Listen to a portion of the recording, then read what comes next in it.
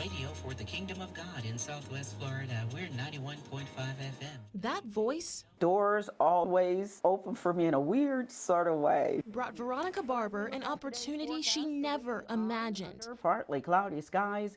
In the 1970s, she heard about a job opening here at NBC2, well, TV20 at the time, behind the scenes as a production assistant. You have to keep in mind this was just a few years after, integration, so there wasn't a lot of jobs in that field open. During that interview, Barber says the news director happened to walk by and hear her voice through the door.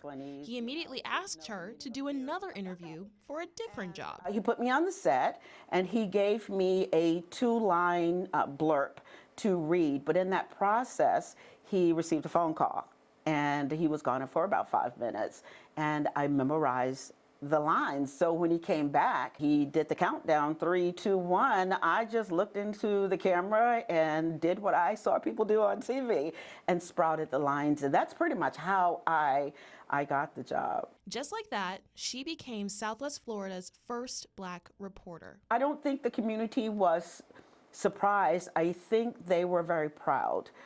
They talked about it for years, and the older generation, they remember me from those days. It was more of a surprise to people who saw me out in the field. After 2 years, she moved on to work at the news press, but it wasn't long before she found a new way to use her voice. Good afternoon. Thank you for joining us and welcome to Saturday Praise and Inspiration on Kingdom. Radio, again, like television, was not a part of my plan in life. She spent 10 years at Moody Broadcasting, then took a 2-year break, and then moved into a local gospel radio station, where she spent her Saturdays for the last 17 years. That was Big Daddy Weave with This Is What We Live For on Kingdom FM. 7 years ago, she joined a team to help create the Community Press, a newspaper made by and for the Dunbar community. We started out in 2015, I think, with about 16 pages.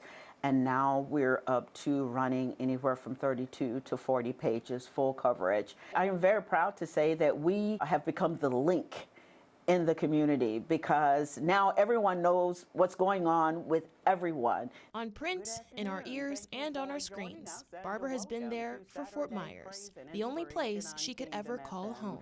I'm Veronica Barber, your host. I've always been committed, to the community and being a part of the community, even though I really don't talk a lot about what I do. I just do what I do. We thank you for sharing this part of your day with us. Reporting for NBC2, I'm Ashley Graham.